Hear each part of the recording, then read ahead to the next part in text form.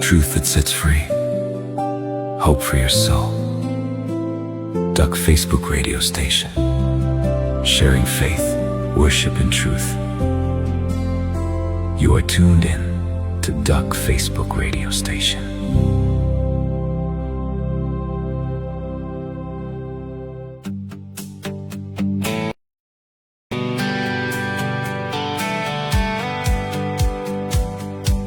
Hy gee aan elkeen gawes na ons vermoë. Hy het opgevaar, gevangenes bevry, oorwin, gawes aan mense gegee.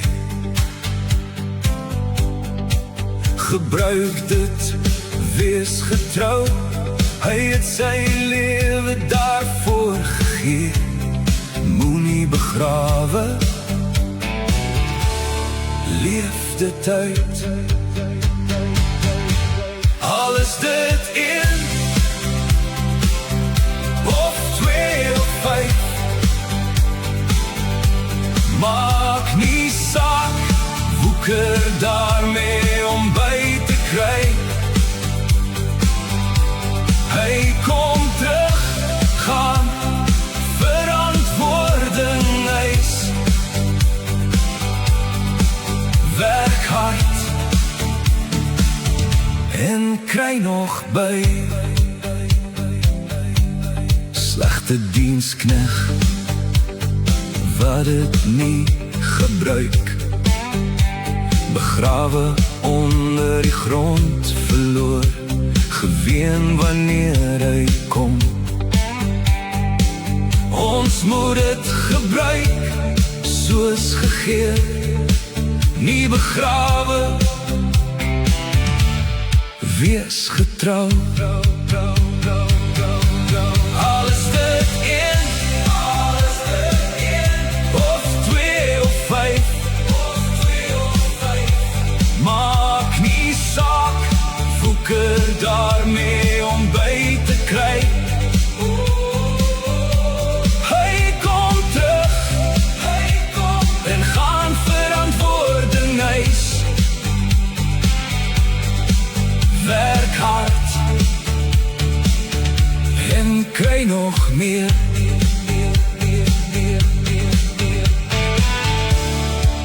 Werksaam, werk hard, werk getrou. Al is dit 1 of 2 of 5, maak nie saak, woeker daarmee om by te kry. Hy kom terug,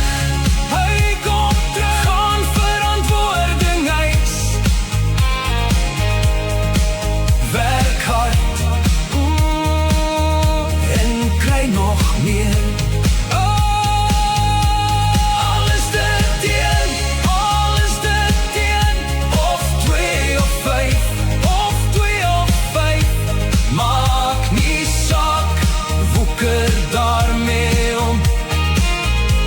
Hy kom terug, en gaan verantwoording eis. Werk hard en kry nog meer.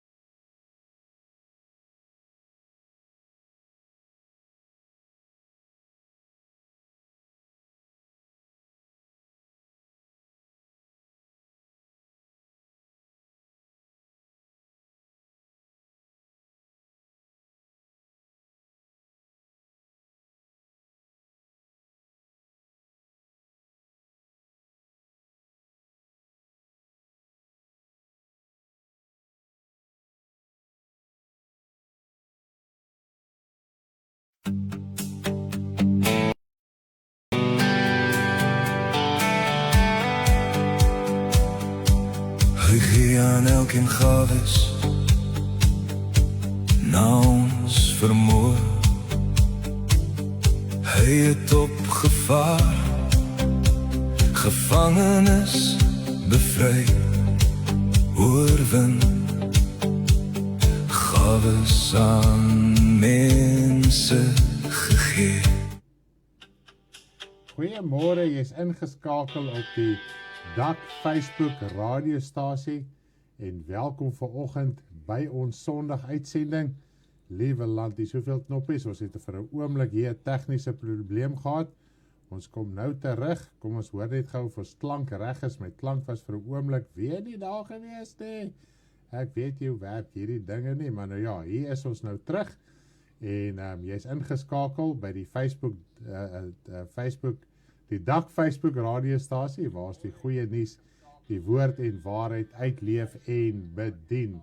So ja, ons loof die Here vir die geleentheid en die middele wat hy vir ons gegee het en voorsien het, sodat ons wel die boodskap, die goeie nuus van ons Here Jesus Christus, van die koninkryk van God, kan uitsaai en kan deel met u die waarheid van die woord, wat ons wel vry maak. Daar is ons lekker weer terug op die lig en al die mooi dinge. Nou vanoggend het ons gesiggie, Karen se bediening, Karen en die kids, en dan gaan ons ook vanoggend nagmaal hê. Baie dof en sag. Baie dof en sag. Ja. Baie dof en sag. Hoe kan dit daar moet ek seker 'n bietjie, kom ons maak so. Klink dit dalk nou beter, bietjie sag. Kom ons klink of dit nou reg is, of dit nou beter is. Is dit reg, klank reg? Van die mense sê klank is reg, dof en sag, bietjie sag. Is dit nou al beter? Laat weet my gou hierso. Net sag. Klankies, Klank reg, daar sê bietjie sag. Geen klank. Is dit al beter? Bietjie sag. Ek dink my almedisien het net so bietjie laat deurgekom. Ja. Bietjie sag. Hoe is dit nou bietjie sag volgend? Wat gaan aan met die bietjie sag volgend? Kom ons kyk gou of ons 'n bietjie harder kan kry. Hoe klink dit nou? Daarso by julle. Kom ons hoor gou daarso, wat sê julle? Ek is nou hierso en beter, daar sê beter. Sandra sê nou reg, daar sê klank sag. daar sê. Ek dink daai klank sag het laat beter. Ja. beter sag.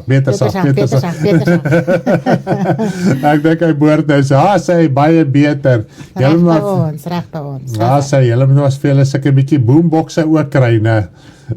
Daar sê Dolla sê die klank is reg by ons, Quinette hulle is reg, Werner, klank is beter, daar by Ria, Lizelle, yes, sound is good, Jolene, nou reg, daar sê, dankie vir julle is by klankbord, dis letterlik wat jy noem, 'n klankbord. Nou, ons het nie al die fancy equipment wat die groot studios het nie, so jy is maar met klankbord daar by die huis, want hulle het 'n klankbord in die studios, om seker te maak alles reg. Klank sag, klank nou reg, ek dink ons is reg, daar gaat ons. Nou ja, jy is ingeskakel by die Dak Facebook radiostasie, die stasie met die goeie nuus van gees en waarheid, soos wat die Here ons lei. Hierso het ons volgende kinderbediening, ons het sang, ons het musiek wat speel, ons het al hierdie mooi dinge wat die Here in ons hart het, ons het 'n boodskap wat ons deel, ons het nagmaal volgend, so asseblief bly ingeskakel hierso op die Dak Facebook radiostasie. Nou ja, kliphard. Henry. Ek dink dit moet nogal kliphard wees, want as ek sien hoe hierdie meters by my hardloop, nou, dit is almal hier in die rooi. So, laat weet maar of die klank nou nie wegraak of so nie, maar nietemin, die ouer mense wat die gehoorprobleem het, Henry, vir hulle is dit nou so net reg. Die ouers wat goeie gehoor het, is dit al heeltemal kliphard. Maar ons loof die Here dat ons in elk geval nog hierdie dinge kan uitsorteer en reg kan kry. Elke uitsending is 'n uitdaging op homself. Daar sê, maar voordat ons aangaan met die uitsending volgend, wil ek net vir ons 'n gebed doen. Hemelse Vader, ons wil vir U baie dankie sê vir liefde, genade en barmhartigheid wat ons so mildelik uit die hand ontvang elke dag van ons lewe. Vader, ek dink, Here, gister weer daaraan, as die mense het natuurlik van harte kan aanneem. Here, kom ons sê, ons is getroud en ek het juis in my huwelik het al soveel keer beleef en ek doen nou iets wat my maatjie, ek sien my maatjie is nou nie lekker nie, ek sien dit wat ek gedoen het is nie verkeerd nie, en my maatjie vergewe my onvoorwaardelik, Vader. Dan kry ek my maatjie so lief, Vader. Ek wil, Here, dit voel of my hart wil bars van liefde teenoor my maatjie. Is my maatjie nie, Here, hierdie ding, jy ry en hierdie golf ry en al hierdie dinge nie. Vader, te dink ek aan ons verhouding teenoor U.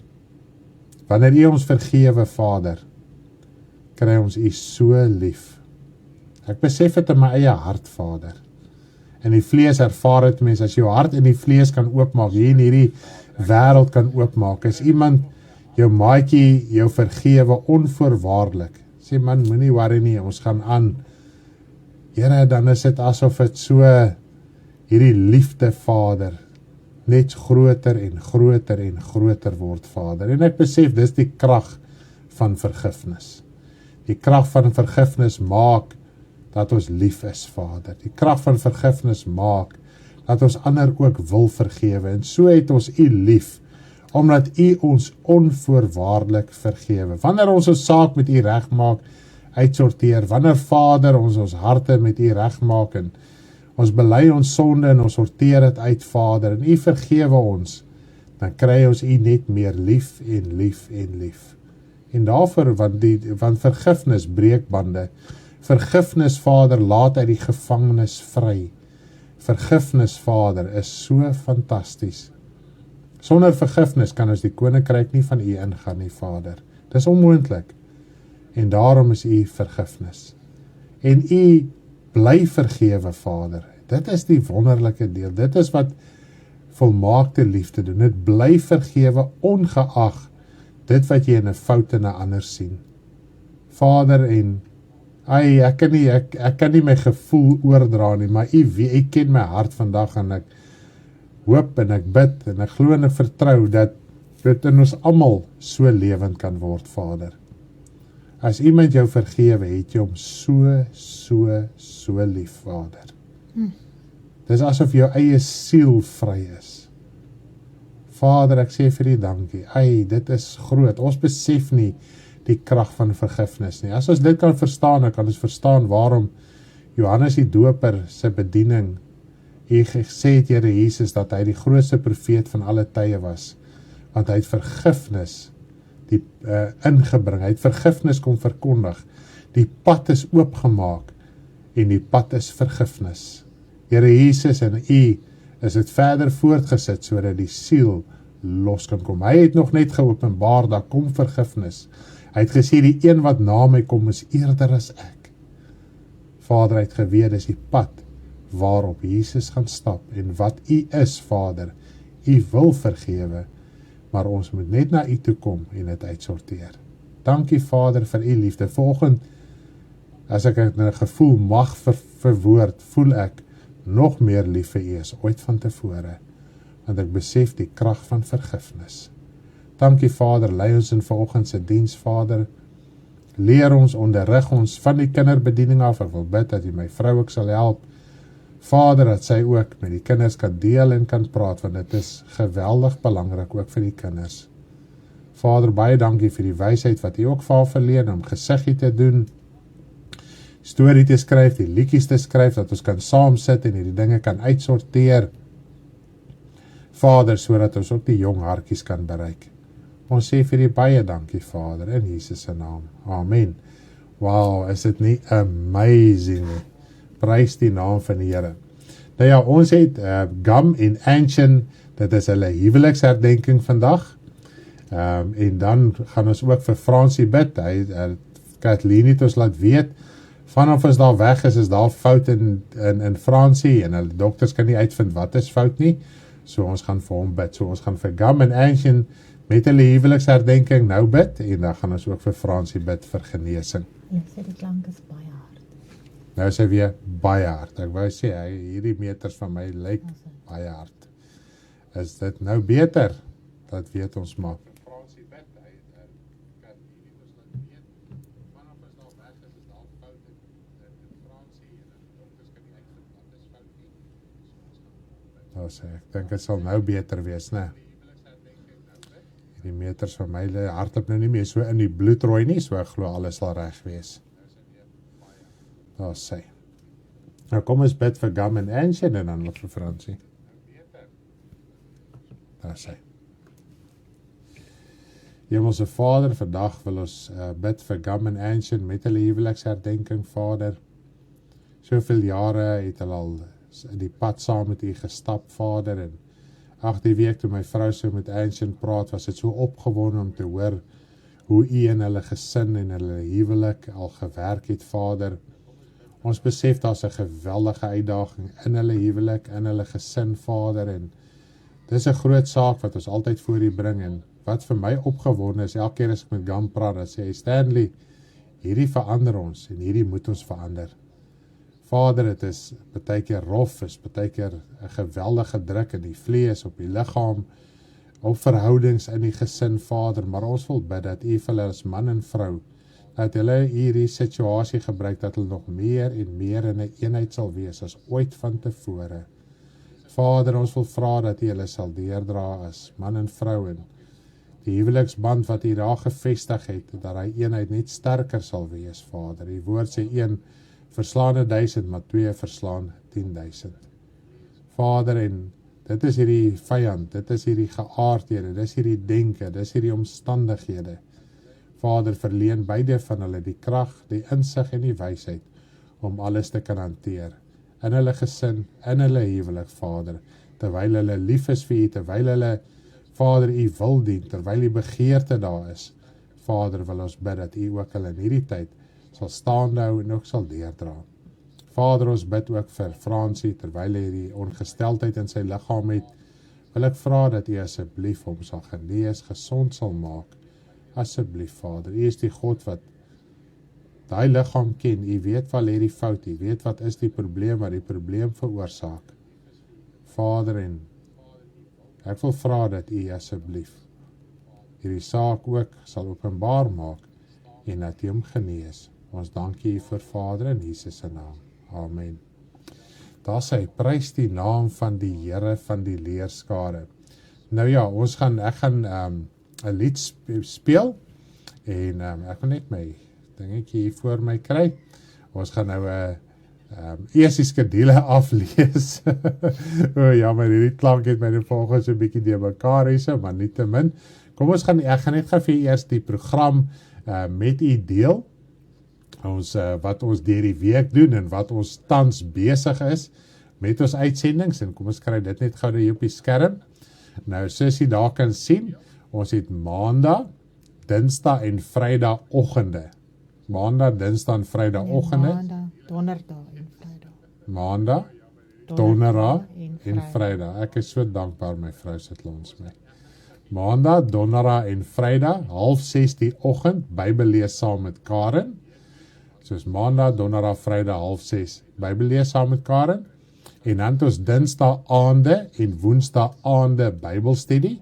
Dinsdag aande bied my vrou dit in Afrikaans aan, en Woensdag aande bied ek dit in Engels aan. En dan het ons ook ietsie nuuts wat ons begin het, en ons gaan nie op hoogte hou. Ek wil net vir julle sê, hou maar net die afkondigingsdop. Ons het 'n Saterdag musiekuur. Dit het gister baie goed vlot verloop. Ons dank die Here daarvoor. Van 6:00 tot 7:00 het ons lekker musiek gehad. En ek hoor die mense sê die ons kan so 'n bietjie langer gaan. So ons gaan dit aanpas, en soos wat ons geleentheid het, sal ons wel so musiekuur op 'n Saterdagoggend van 6:00 die oggend af hê. En dan Sondag 8:00, soos wat julle nou ingeskakel is, het ons uitsending, dan het ons die kinderbediening, ons bedien die nagmaal, ons het 'n boodskap wat ons bedien. So asseblief, kry die kinders ook by mekaar, en dan gaan ek Dis daar nog iets, dan is die konferensie. Die konferensie is die volgende saak op die skedule. Kom ons kry gou die konferensie op die skerm. Hierdie jaar 28 September tot 2 Oktober by Harold's Bay naby George. As jy by George kom, so 10 minute dan ry jy see toe. Die Harold's Bay is letterlik by die see. As dit die wil van die Here is, hy spaar ons in ons lewe, het ons hierdie jaar daar konferensie. So as jy graag konferensie toe wil kom, asseblief kontak ons as jy dit kan maak. As jy wel finansiële inligting wil hê, asseblief kontak ons. As jy voel jy wil gaan, maar die finansies knyp so bietjie, praat met ons, moenie ter wille van finansies by die huis bly as jy dit wel kan maak nie. So bly ons kontak sodat ons ook saam met jou kan praat. As jy 'n gedeelte kan bybring, praat met ons wat jou situasie ook al is. In hierdie bediening is ons nie skaam vir arm, te kort, te veel, te min, te lang, te kort nie. In hierdie gemeente, ons ken die lewe, glo my, ek en my vrou ken die lewe, ons ken die woord van God. Jesus was nooit skaam vir tekorte en vir armoede en siekte en al hierdie dinge nie. Hy het dit gefeis, sy liefde is so groot wat al hierdie dinge wel kan uitsorteer. So ja, ons prys die Here daarvoor. In hierdie gemeente moet jy nie skaam wees ooit oor jou finansiële posisie nie. Of jy nou sieklik is, maak nie saak nie, praat met ons sodat ons ook saam met jou kan uitsorteer in hierdie saak. Saam met jou kan bid, en dan net ons bid nie alleen nie, jy moet net saam ook bid, saamwerk met die gebede. Ons het al in vroeëre boodskappe die jaar so mooi geleer hoe ons moet saamwerk met gebede. Maar nietemin, ek gaan nou hierso by volstaan by al ons afkondigings, en dan gaan ek vir julle baie mooi lied speel, en dan gaan ek oorgee aan die kinderbediening.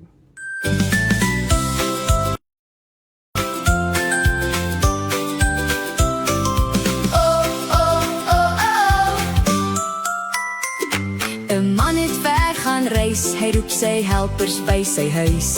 Hier is iets vir julle om te doen, pas dit mooi op tot ek weer kom. Gebruik wat jy het, dit is goed. Doen jou werk, getrou elke dag. Gebruik wat jy het, klein of groot. Doen jou beste, doen het flex. 2 het gewerk en goed gedoen. Hulle het nie net stil gesit. Hulle het gehelp en hard probeer. Dit het die man baie bly gemaak. Gebruik wat jy het, dit is goed. Doen jou werk, getrou elke dag. Gebruik wat jy het, klein of groot. Doen jou beste, doen het flex. Een het niks met syne gedoen. Hy was lui en het weggesteek. Hy het net gesit en niks probeer. Die man was glad nie bly. Toe sê die man, vir die wat gewerk het. Mooi, so, goeie helper. Jy was getrou met iets wat klein was. Nou kan ek jou met meer vertrou. Gebruik wat jy het, dit is goed. Doen jou werk, getrou elke dag. Gebruik wat jy het, klein of groot. Doen jou beste, doen het flex.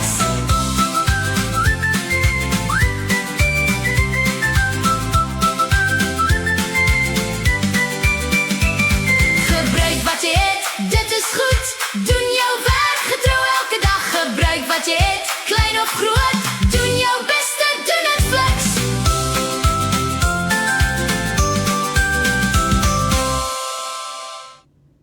Goeiemôre maatjies. Julle kuier vandag saam met Tannie Karen en Gesiggie. Nou Gesiggie gaan vir ons 'n baie mooi Bybelverhaal vertel. Sy gaan vir ons vertel van Daniël en die leeukuil. En hoe Daniël altyd getrou gebly het aan God. Nou julle gaan vandag 'n groot woord leer. Getrouheid. Julle gaan vandag verstaan wat beteken getrouheid. Nou hy het altyd gebid. Al was dit baie moeilik, was hy altyd getrou om alles te doen wat God behaag het. Hy was altyd getrou om te bid, al was dit hoe moeilik. Nou maatjies, wat dink julle het gebeur met Daniël toe hy die leeukuil gegooi was? Ek wonder. Maatjies, het daai leeu's hom opgeëet want hulle was baie honger? Of wat het gebeur? Nou al my maatjies en groot mense, kom sit reg, maak julle oortjies wyd oop, want Gesiggie gaan nou vir ons vertel wat met Daniël in die leeukuil gebeur het. En maatjies, julle moet baie lekker saam met Gesiggie sing vanoggend. Maatjies, kom kuier saam met Gesiggie.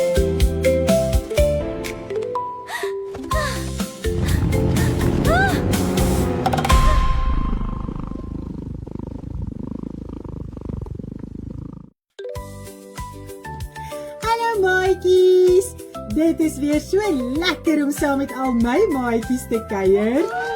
Ek kon nie wag om vandag by julle te kuier nie, want ek wil vir julle 'n baie groot woord leer. Die woord is getrouheid. Wat dink julle beteken getrouheid, maatjies? Kom ons hoor of iemand weet. Maatjies, weet julle? Ai, julle is sulke slim maatjies. Getrouheid is om te doen wat jy moet doen. Om dit mooi te verduidelik, het julle al gehoor dat baie maatjies sê, ek beloof, ek sal dit doen. Baie maatjies beloof, maar dan doen hulle nie wat hulle gesê het nie. Ek beloof jou.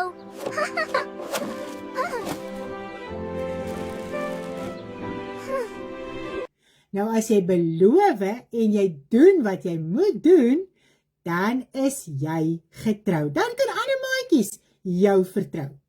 Nou maatjies, dit het my laat dink aan iemand in die Bybel, wat baie getrou was. Het julle al gehoor van Daniel? Daniel was baie lief vir die Here en hy was getrou aan die Here. Hy het 3 keer op 'n dag gebid, elke dag. Almal het geweet dat hy 3 keer op 'n dag bid. Nou daar was sulke slegte mense wat wou gehad het dat Daniel doodgemaak moes word, want hulle was jaloers dat Daniel vertrou kon word deur almal. Hulle het na die koning toe gegaan en vir die koning gevra dat hy moet sê dat niemand die Here mag gaan bid vir 30 dae nie. Almal moet net die koning aanbid. Die koning het toe gesê, niemand mag die Here aanbid nie, almal moet my aanbid, anders gaan julle in die kloekou gegooi word. Daniel het nie omgegee nie, hy het getrou gebly en elke dag 3 keer gebid. Daardie slegte mense het na die koning toe gekom en vir hom gesê, Daniel bid nog steeds 3 keer op 'n dag. Nou die koning was baie lief vir Daniel, maar hy moes hom in die leeukuil gooi waar daar baie leeu's was wat baie honger was. Daniel was toe in die leeukuil gegooi. Maar weet julle wat, maatjies? God was ook getrou teenoor Daniel, want hy het die bekke van die leeu's gesluit dat hulle niks aan Daniel kon doen nie. Maatjies, as ons doen wat ons moet doen en getrou bly aan die Here, sal hy ons altyd help soos hy vir Daniel gehelp het. Maatjies, was dit nou nie 'n mooi verhaal nie? Ons kon so baie by Daniel leer. En terwyl ons nou so lekker geleer het, gaan ons ook 'n liedjie sing.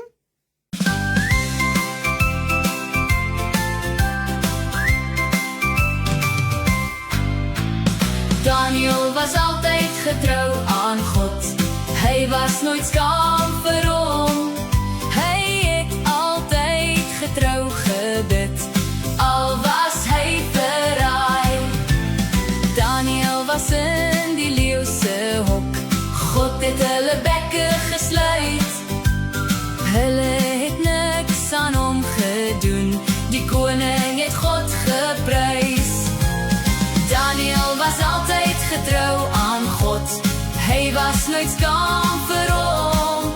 Hy het altyd getrou gebid, al was hy verraai. Daniel was in die leeu se hok. God het hulle bekke gesluit. Hulle het niks aan hom gedoen. Die koning het God geprys. Bye maatjies, tot volgende keer.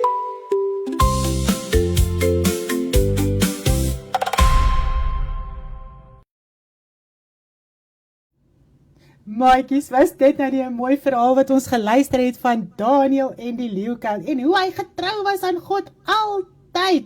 Nou kom ons luister weer die liedjie lekker saam en dan sing julle sommer so lekker saam met gesiggie oor Daniel en die leeukuil.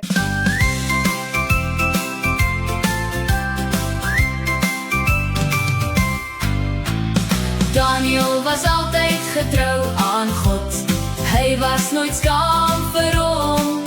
Hy het altyd getrou gebid, al was hy verraai.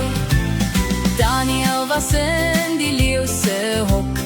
God het hulle bekke gesluit.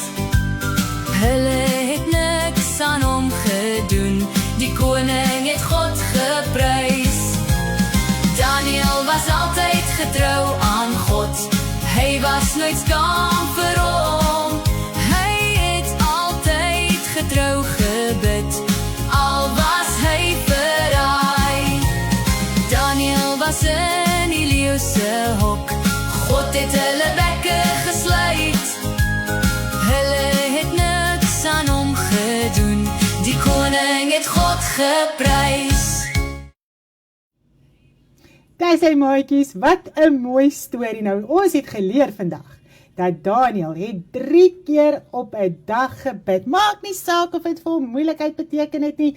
Hy het 3 keer op 'n dag gebid. Nou maatjies, as ons getrou bly aan die Here, sal hy ons altyd help. Maak nie saak wat nie.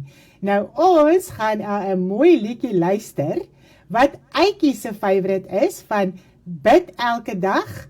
En nie bid elke dag nie, oorbid. Bid sonder ophou bid. Bid sonder ophou bid. Dit is Eitjie se gunsteling liedjie. Ons maatjie daar in Loetswil. Ons gaan na sy liedjie luister. Hy het dit al vir ons gevra en ons het dit gister vir hom gemaak. Nou maatjies, daar's baie kinderliedjies wat nou al op die channel is van YouTube en van Telegram. Vra asseblief vir mamma en pappa om dit vir julle te speel en dat julle dit kan begin leer, want dit is so mooi. So vandag sê Gesiggie en Tannie Karen vir julle tata en ons gaan 'n mooi liedjie luister, Bid sonder ophou bid. Tata maatjies.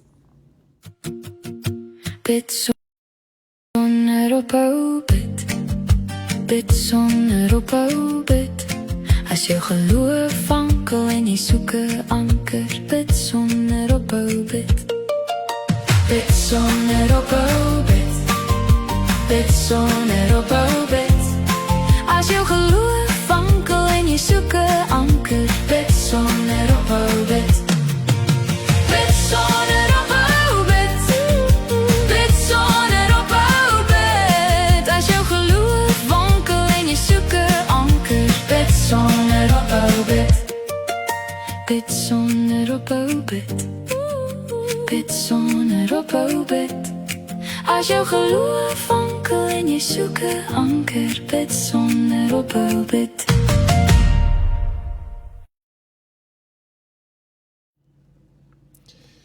Daar sê hy, ons is so opgewonderd te saam met Gesiggie en Tannie Karen kon gekuier het. Maatjies, dit was 'n amazing boodskap wat ons kon geleer het. Nou ons gaan die volgende op ons program vanoggend gaan ons nagmaal bedien. So as jy jou nagmaal, jou broodjie en jou druiwesaap reg het, jou nagmaal elemente soos hulle sal sê, kan jy dit nader kry. Ek gaan oorgaan na die bediening van die nagmaal toe en ons gaan begin lees uit 'n skrifgedeelte in Korintiërs. Ek gaan hom vanoggend vir jou op die skerm bring sodat jy ook net lekker saam met my kan lees. Dis 1 Korintiërs 11 en ons gaan lees vanaf vers 23. Dan gaan ons vanoggend nie gou nie, ons gaan nou die nagmaal gebruik. Nou kom ek lees die skrif vir julle, dan kan julle lekker saam met my lees op die skerm. 1 Korintiërs 11 vanaf vers 23. Want ek het van die Here ontvang wat ek aan julle oorgelewer het, dat die Here Jesus in die nag waarin hy verraai is, brood geneem het en nadat hy gedank het, het hy dit gebreek en gesê, neem, eet, dit is my liggaam wat vir julle gebreek is. Doen dit tot my gedagtenis. Net so het hy ook die beker na die ete met die woorde, hierdie beker is die Nuwe Testament in my bloed. Doen dit so dikwels as julle daaruit drink tot my gedagtenis. Ja, hierdie skrifgedeelte is vir my so mooi, omdat hy alles saamvat, as jy in Matteus 26 ensovoorts kyk, in die evangelies waar hy ook waar die Here Jesus die nagmaal bedien het. Dit is die laaste ete wat Jesus saam met sy disippels gehad het en hulle het in die nag bedien, in ons nag, en dit was in hulle nag ook, en daarom word die nagmaal genoem. Goed, so dis die ete wat hulle die aand genoem het, gebruik het in Engels, praat hulle van the Lord's Supper, or the Holy Communion, die heilige gemeenskap, wat die Here Jesus die laaste keer saam met sy disippels gehad het. Nou, wanneer ons na hierdie gedeelte kyk en die doel van die nagmaal, is dit baie belangrik om dit te verstaan. Want hy sê, want die skrif sê vir ons so mooi, dat in die nag waar die Here Jesus, in die nag waarin die Here Jesus verraai is, het hy brood geneem, en dan het hy iets vir hulle oorgedra, om simbolies hierdie elemente te gebruik van brood en druiwesap, sodat ons herinner kan word aan die feit dat hy gesterf het, nie om te bly by sy vleeslike liggaam nie, en dit is wat ons moet verstaan. Jesus het in die vlees gekom, hy het in die vlees gesterf, sy liggaam moes gesterf het, sodat hy doderyk toe kon gaan, en toe hy doderyk toe is, het hy siele bevry. Dit is die groot sy van die saak, dit is waaroor die Here Jesus sy hele benoudheid gegaan het, was die feit dat sy siel doderyk toe sou gaan, want hy het nog gesterf in die Ou Testament, die man in die kruis saam met Jesus, net om het gou vinnig weer vir u te noem, het ook gesterf in die Ou Testament, so toe die Here Jesus, ten tye toe die Here Jesus doderyk toe is, was die man aan die kruis ook in die doderyk, en Jesus kon hom van daar af uitgelei het, saam met almal wat in die Ou Testament gesterf het, wat sy siele daar in die doderyk was. En dit is die groot ding, as jy in Efesiërs 4 gaan lees, as jy ook in Petrus gaan lees, het die Here Jesus juis in die doderyk ingegaan om die vyand te oorwin, siele uit te lei en dan ook vir ons gawes te gee. So dit is al hierdie dinge, wanneer ons dink aan die sterfting van Jesus, die dood van Jesus, al baie bly net by eintlik die fisiese persoon wat op die kruis gesterf het. In plaas om te verstaan, en ons erken, hy het gesterf en hy moes gesterf het. Ek verstaan dit baie goed waarom hy moes gesterf het, en baie van ons bly net by die fisiese dood, in plaas daarvan, dat ons by 'n punt kan uitkom in ons geestelike lewe om te verstaan wat was die hele omvang van die kruisiging, hoekom Jesus gesterf het. Hy het nie gesterf sodat ons vir eeue daarna net kan stilstaan en hoe pynlik sy dood was, en ek wil dit net dalk gou vir u noem, dat toe Jesus gesterf het aan die kruis, en dit is dalk 'n skok vir baie, of 'n ontnigtering uit vir baie, maar dit bring 'n mens uit by die punt, om te verstaan, Jesus het gesterf, het opgestaan uit die dode, en deur middel van die opstanding, en dis wat die woord vir ons sê, deur middel van die opstanding, kon ons toe na die wedergeboorte gekry het, want sonder die opstanding van die Here Jesus Christus, kon die Heilige Gees nie uitgestort geword het nie. Jesus, die feit dat hy gesterf het, hy het die Nuwe Testament bekragtig, met ander woorde, vir 3,5 jaar het hy die Nuwe Testament aan almal verkondig, die inhoud daarvan, waarin ons moet lewe, nadat hy gesterf het, en toe hy gesterf het, toe is die testament van krag, en toe die Heilige Gees uitgestort was die seël op dit geplaas. Met ander woorde, die Heilige Gees het bevestig, en dit is wat ons in 1 Johannes 5 ook so mooi lees, hoe die woord, die Gees en die water getuig, selfs op aarde, dit getuig van die Here Jesus Christus, dat hy op aarde was, hy het gesterf en hy het opgestaan uit die dode. Maar as ons kyk na die fisiese lyding, die fisiese kruisiging toe Jesus op aarde was, en daar word soveel preke gepreek en soveel dinge gesê oor hoe die lyding was, en dit moes, ek kan vir jou sê, dit moes 'n geweldige dood gewees het. Mens kan nie jouself nie daarin indink nie, maar wat ons moet besef, almal wat gekruisig was, het presies dieselfde deurgegaan as die Here Jesus Christus. Dis nie asof die Here Jesus, die enigste verskil van Jesus en die res is, Jesus het 'n doringkroon gekry, die ander het nie 'n doringkroon gekry nie. Maar die sweepsla, die skande, die pyn, die spykers wat deur hulle hande en voete geslaan was, die hang in die kruis totdat jy dood is, alles was presies dieselfde. Die kruis waarop Jesus gesterf het, voor hom was daar kriminele op gekruisig, na hom was daar nog steeds, was daar weer kriminele op hom gekruisig. So ons moet een ding verstaan, dat alle, en hoekom Jesus daai kruisdood moes gesterf het, is dat, dis wat die woord sê, hy was as misdadiger gereken. So Jesus het gesterf vir iets wat hy nie gedoen het nie, in die vlees nie, maar ons weet, vanuit die hele verlossingsplan van die Here, van God en die Here Jesus, moes dit op die manier gebeur het.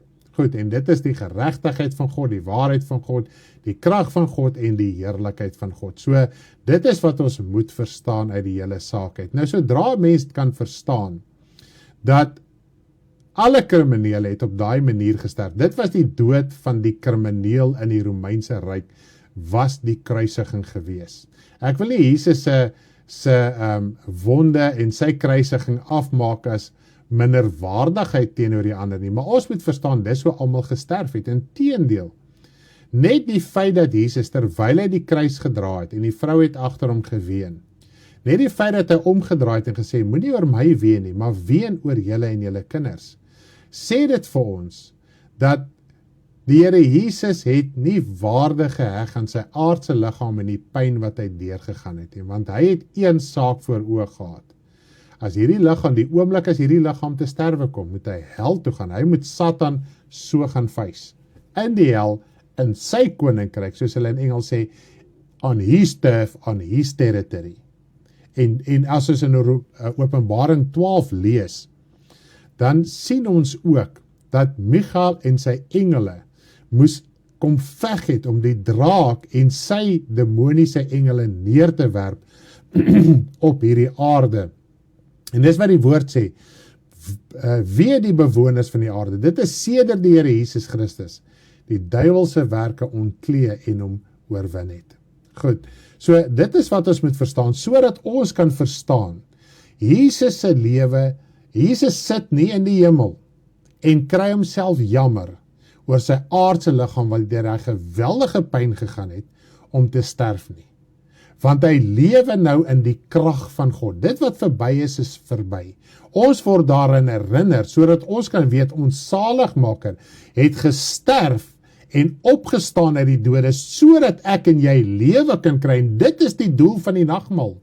Nie om uitbeeldings te maak van 'n bebloede liggaam aan 'n kruis, en Jesus jammer te kry oor die pyn wat hy verduur het op sy aardse liggaam nie, want hy het homself nie eens jammer gekry daaroor nie. En hy is baie beslis nie nou in die hemel besig om homself jammer te kry oor sy aardse liggaam wat in daai pynlike saak gesterf het nie, want hy het vir 'n doel gesterf, en dit is sodat ek en jy oorwinning oor die duiwel en sy bose werke kan kry. Dit is die doel, en dit is waarin ons moet lewe. Dit is wat ons moet verstaan, sodat die opstandingskrag en die lewe van die Here Jesus Christus in ons gestalte kan vind. Goed, nou, op hierdie punt glo ek, ons kan 'n hele nuwe begrip kry, 'n verstaan kry, en dit is die woord ons was. Hy sê die woord was ons, die woord reinig ons. Die woord reinig ons, die woord sê, al het ons Jesus ook na die vlees geken. Ons ken hom nie meer so nie. Ons moet erken uit gesterf. Ons moet erken uit sy lewe gee, en dis nie sy aardse bloed wat hemel toe is nie.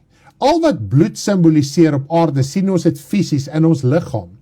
En hierdie bloed is sondige bloed. Nou die woord sê vir ons, dat hierdie vlees en bloed kan nie God se koninkryk ingaan nie.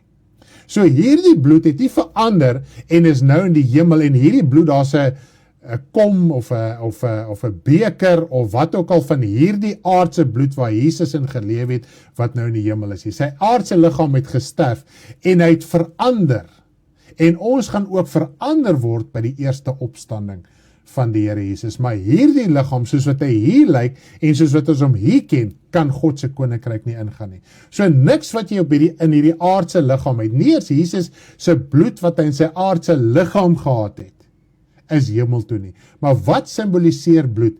Lewe. So hy het sy lewe kom gee. Dit is wat ons moet verstaan. Here Jesus het u lewe kom gee. Dit het nie gegaan net oor sy aardse fisiese bloed nie. Dit moes sterf, sodat hy doderyk toe kan gaan, en hy het sy siel, hy het sy alles gegee. Ons dink net aan die aardse liggaam. Hy het sy siel gegee, en hy was so kragtig en gelewe na die innerlike, dat hy die aardse liggaam en sy begeertes en sy drange nie die oorhand oor sy siel kon gekry het nie. En dit is die geheim wat ons in die evangelie moet leer. Wow, is dit nie amazing nie? So nou met hierdie verstaan wil ek oorgaan na die bediening van die nagmaal toe. So kry jy brood en jou druiwesap reg, en dan kan ons wel bedien. Nou die woord sê vir ons, nadat Jesus gedank het, het hy hierdie brood geneem, en hy het gedank, en so het hy vir sy disippels uitgedeel, en hy het gesê, neem hierdie brood, so vat jou stukkie brood, en hierdie is simbolies van die brood van die lewe. Dit is nie die liggaam van Christus nie, dit is simbolies, dit is 'n sakrament. So hierdie broodjie wat ons vanoggend gaan gebruik, is net 'n aanduiding, 'n fisiese, sigbare aanduiding van dit wat ek klaar in my hart glo en in my hart leef. So wanneer jy 'n broodjie byderhand het, vat 'n stukkie brood, dit kan 'n klein stukkie wees, dit hoef glad nie 'n groot stukkie te wees, dit is net 'n simboliese gebaar, en dan kan jy daarvan eet.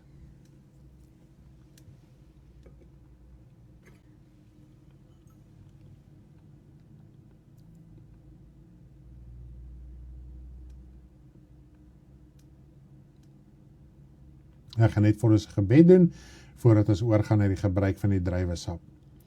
Hemelse Vader, ek wil vir U baie dankie sê, dat ons vanoggend hierdie verstaan kan kry uit U woord uit, wat die werklikheid is, waarom ons nagmaal gebruik, Vader.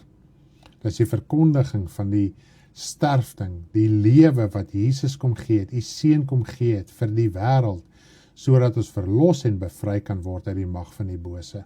Hierdie is net 'n simboliese gebaar. Ons moet elke dag in ons lewe dit leef. Vader, die gebruik van die nagmaal het nie meer krag as enigiets anders te nie. Ons verkondig die dood en die opstanding, Here Jesus, van U net op 'n sigbare manier. Ons moet dit elke dag in ons lewe weerspieël. Ons moet dit aan ander verkondig. Vader, en ons wil net vandag vir U dankie sê vir die geleentheid, dit wat U vir ons gegee het, hierdie simboliese gebaar om te dink aan ons verlossing. Ons geloof, Vader, wat ons elke dag inleef. Ek sê vir U dankie, Vader, in Jesus se naam. U kan die druiwesap neem, en jy hoef net 'n klein slukkie te neem. Jy hoef nie baie te neem nie, dis net 'n simboliese gebaar. So die druiwesap, die woord praat van wyn, druiwesap, dis die vrug van die druiwestok, dan kan jy 'n slukkie van die druiwesap neem.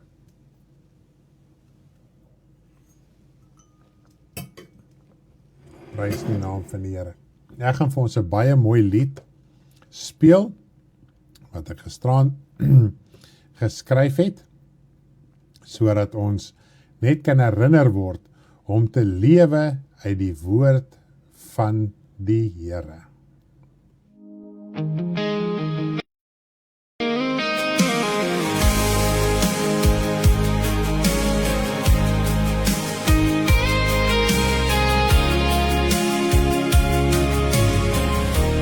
Van die woord moet ons leef,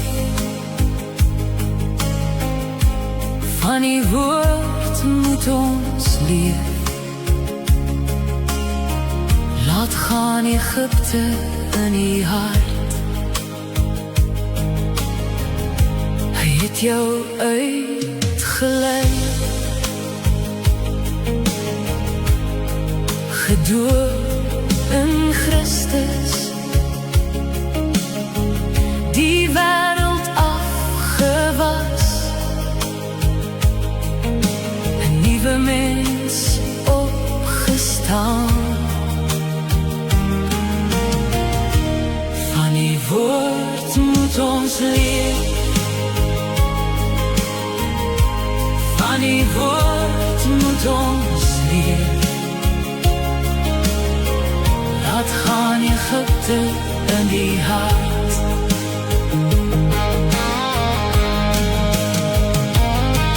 besny van hart en oor, jy lewe oor en verstaan. Nou liefde vir God. Jy gaan sy koninkryk in. Van die woord moet ons leer, van die woord moet ons leer. Laat gaan Egypte in die hart, deur die woestyn gelei. Leer om uit die woord te leef, so word die ou mens afgeleer. Die nuwe mens gaan sy koninkryk in. Van die woord moet ons leef, van die woord moet ons leef. Laat gaan Egypte in die hart, van die woord moet ons leef,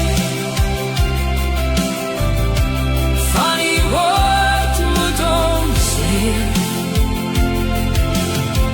Laat gaan Egypte in die hart.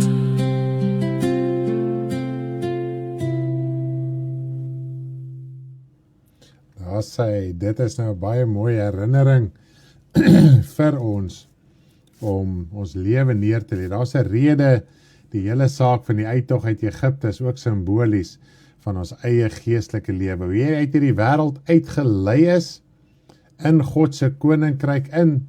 En die woord sê hoe Israel deur hierdie Rooi See gedoop is en Moses gedoop is, en so ontvang ons, so spreek het simbolies met ons, hoe jy van die lam moet eet, die Here Jesus Christus, dis om jou hart vir die Here te gee, dis om te aanvaar, dan moet jy ook deur die waterdoop gaan, want die Rooi See het finaal Egipte van hulle afgewas, die koning van Egipte ook verwoes. Dit was hy skeiding gewees, en dit is wat die waterdoop doen, dit was daai verlede weg. Jy het nou die Here Jesus aangeneem, die lam wat geslag is, sy bloed het jou siel kom reinig, ensovoorts. Die sonde is uitgeroei, dis wat dit simboliseer, die suurdeeg wat hulle moes uit hulle lewe uitkry. Hulle moes van die rein lam eet, 'n lam sonder gebrek. Die Here Jesus is hierdie lam sonder gebrek. Is net amazing. Prys die naam van die Here. En dan, soos wat hulle deurgegaan het hulle die woestynpad deurgegaan, sodat hulle moes leer om van die woord van die Here te leef. En dit is ons woestynpad ook, omdat nie terwyl ons op aarde is, hierdie wêreld is simbolies van die woestyn, so terwyl ons op hierdie aarde leef, is ons in hierdie woestynpad, en ons het hierdie tekorte, en ons het al hierdie drama en probleme en moeilikheid, maar dit het een doel, en dis wat die Here vir Israel gesê het. Al hierdie dinge het ek op julle pad gestuur, sodat julle kan leer om nie van brood alleen te lewe nie, maar van elke woord van God. Soos klaar in die Ou Testament het God al klaar geopenbaar. Die woord gaan nie oor die lewe van die aardse liggaam nie. Ons gebruik God se woord. Ons gebruik die evangelie as 'n verskoning om ons aardse lewe te regverdig in ons aardse liggaam en ons die beeld van die aardse liggaam op te hef. Ons spandeer duisende rande. Ons spandeer tyd, ons spandeer moeite om hierdie liggaam aan die gang te hou, om hom te voed, om hom supplements te kry, om hom te laat dieet, om hom gesond te kry en al hierdie tipe van goeders. En tog het God klaar in die Ou Testament al klaar gesê, wat eintlik 'n tyd van die vleeslike, die uiterlike was, al klaar gesê, die werklike lewe is nie hierdie brood nie. Die werklike lewe gaan oor die siel, want dit bly tot in ewigheid. Die siel lewe tot in ewigheid. En al klaar met hulle druk, met hulle probleme, met hulle moeilikheid, moes hy al verstaan het. Hulle het 'n siel wat moet lewe, en natuurlik weet ons, die absolute meerderheid het dit glad nie verstaan nie. Hulle het teen God gedraai, hulle was besig met die afgode, hier en daar in uitsonderings, En as jy mooi deur die geskiedenis gaan lees, dan gaan jy dit verstaan. Want dit klink sommer of Israel altyd net hierdie goddelike mense was. God het hulle uitgelei. Maar hulle moes bly by God se woord sodat hulle iets kon verstaan. Nou God het jou uitgelei uit die wêreld uit. Jy is gedoop, die verlede is afgewas. Dis jou verantwoordelikheid om te verstaan, jou siel moet lewe uit die woord uit. Maar wat gebeur nou? Ons hart is nog in Egipte.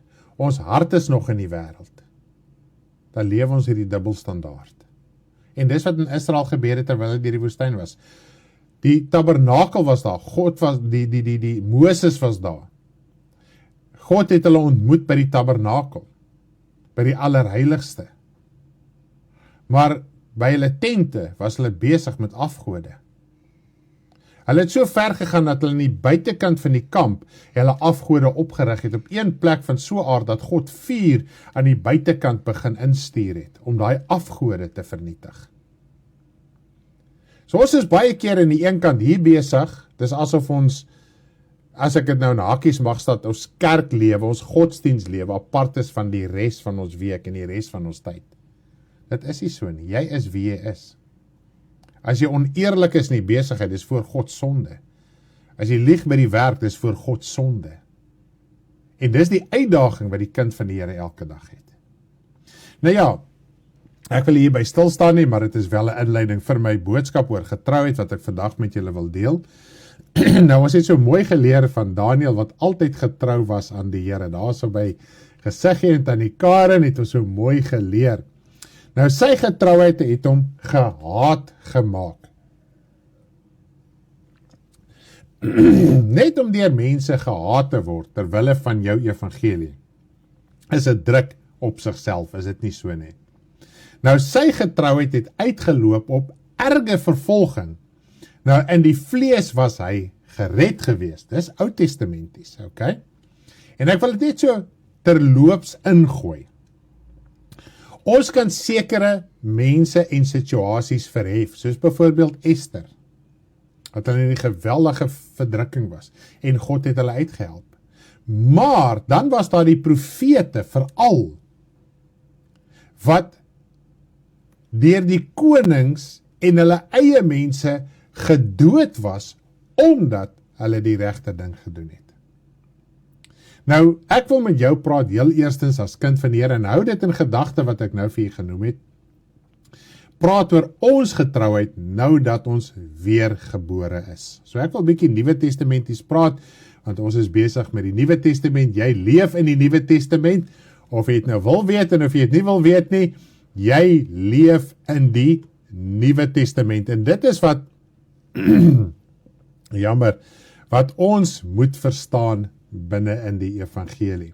Ons lewe glad nie meer na die Ou Testament nie. Nou, ek wil eers 'n skrif aan jou voorhou, dit is in 1 Korintiërs 4 vers 1 en 2. 1 Korintiërs 4 vers 1 en 2, baie mooi skrifgedeelte wat ek graag met jou wil deel volgend, om vir ons te begin wys, ons moet ook getrou wees. Ons het nou mooi geleer uit die getrouheid van Daniel, en tot sy getrouheid het hom gehaat gemaak. Daai haat het elke dag druk op hom gesit, van so aard dat hy op die einde van die dag in die leeukuil gegooi word. So sy 3 vriende, Sadrag, Mesach en Abednego, was in die vuuroond gegooi en hulle was uitgered gewees. Goed, maar ek wil met jou praat as kind van die Here. En net soos wat hulle uitgered was daar baie wat nooit uitgered was nie. Hulle het die hoogste prys betaal, die profete ensovoorts, vir dit wat hulle geglo het. Nou kom ons gaan oor na die skriflesing. So moet ons dan beskou word as dienaars van Christus en bedienaars van die verborgenheid van God. En verder word van die bedienaars vereis dat hulle getrou bevind moet word. Getrou bevind moet word. So dit is die woord, dit is die gedagte wat ons vanoggend op wil gaan. Getrou. Nou, uiteraard uit hierdie skrifgedeelte. Ons kan nou maklik sê, ja, maar hy praat nou hier van leiers. En dit gaan nie oor leiers nie, dan net wat het die Here Jesus gesê? Elke persoon wat op bekering kom, wat 'n disipel is, moet op 'n stadium by 'n punt begin kom om 'n disipelmaker te word en ander ook te leer om dit na te volg. Ons lees selfs in Hebreërs 5 en die laaste gedeelte van Hebreërs 5 en Hebreërs 6 ook, ons almal moes al leraars gewees het, maar omdat ons traag is, en ek besef, so 'n week of terug het dit in my gemaal, daar's 'n verskil tussen geduld, langmoedigheid en traagheid. En baie keer is ons traag, dan dink ons, ons is maar geduldig. En as ons traag is, dan sê ons, die wil van die Here sal geskied, die Here sal so, en die Here sal sis, en die Here weet, en die Here ken. Maar dan is ons traag. Ons moet ywerig wees. Die woord van die Here sê, julle lampe moet aan die brand wees, en julle heupe omgord. Heupe omgord beteken, jy is reg 24 uur 'n dag vir die saak van die Here, om getrou te wees in dit wat jy moet doen. Maar ons kom nie eens by die punt uit wat ons moet doen nie, en dit is ons verhouding met God. Nou hier praat hy van die dienaars, en hy praat van ons as diensknegte. Elke liewe persoon wat sy lewe met die Here reggemaak het, is 'n diensknegt. Jy is 'n diensknegt, en jy moet 'n dienaar wees, wat bedien. Die woord van die Here sê, as die een hoor wil wees, is die ander ene, dan moet hy die dienaar van almal word. Wil jy die belangrikste wees? Raak niks. Raak niks. Laat daai uiterlike beeld van jou gaan. Die dinge wat jy jouself wil laat mee geld, laat dit gaan. Dit is nie van God af nie. Hierdie uiterlike beelde wat ons so ophou, en wat ons so vertroetel, en wat ons duisende rande en ure op spandeer, is nie van God af nie. Ek dink gister ook aan 'n ding, net so terloops in hierdie gesprek, dat wanneer 'n mens nie by die punt uitkom om te bid en die woord te lees en daai tipe van ding nie, sê ons maklik, en dit is as ek hierdie hoor ek op 'n gereelde basis.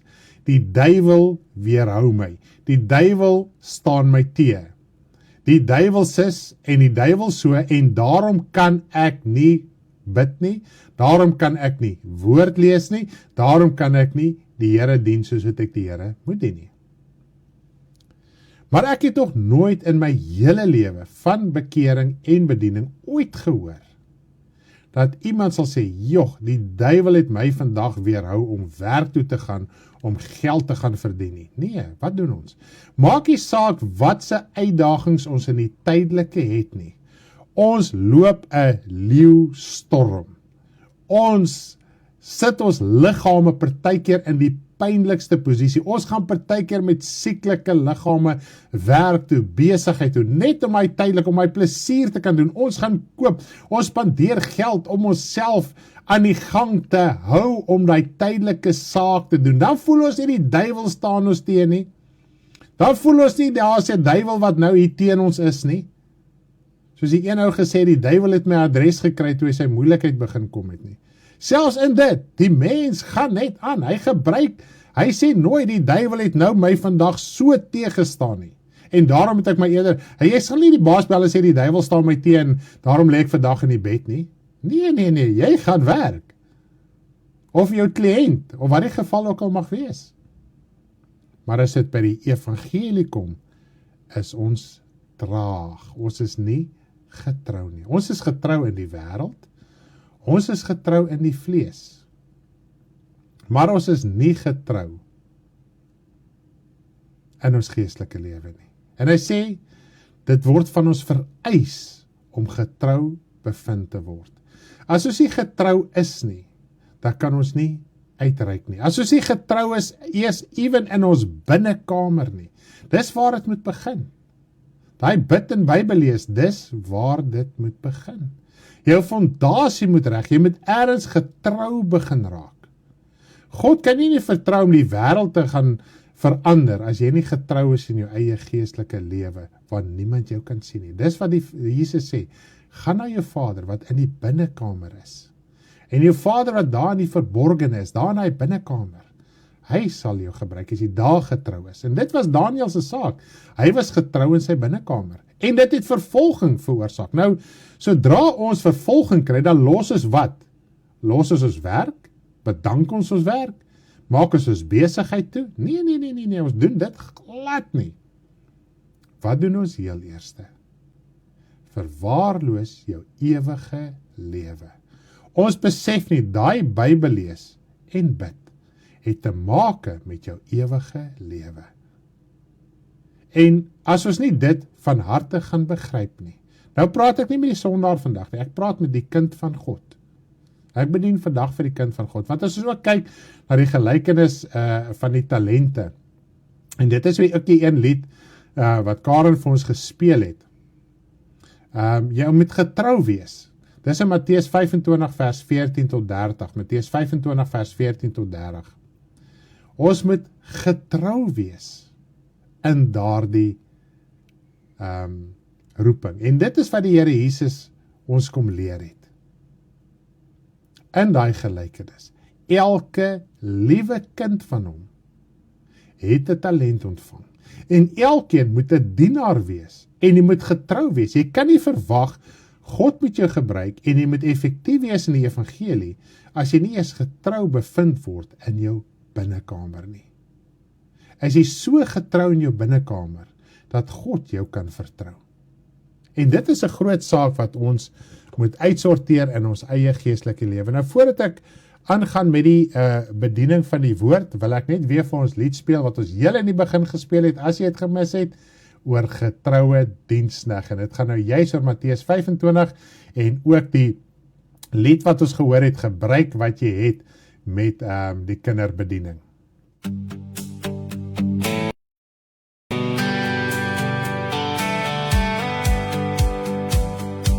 Hy gee aan elkeen gawes na ons vermoë. Hy het opgevaar, gevangenes bevry, oorwin, gawes aan mense gegee. Gebruik dit, wees getrou, hy het sy lewe daarvoor gegee. Moenie begrawe, leef dit uit. Al is dit 1 of 2 of 5,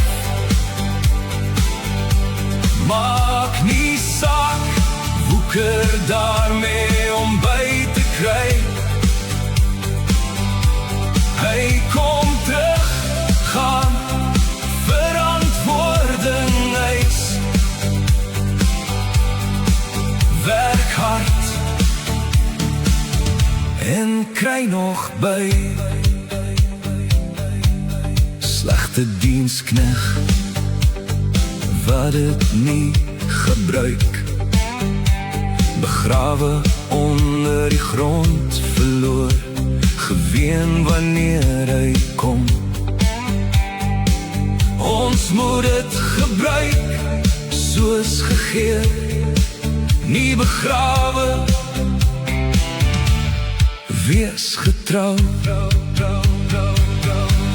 Al is dit 1 of 2 of 5, maak nie saak, woeker daarmee om by te kry. Hy kom terug en gaan verantwoording eis. Werk hard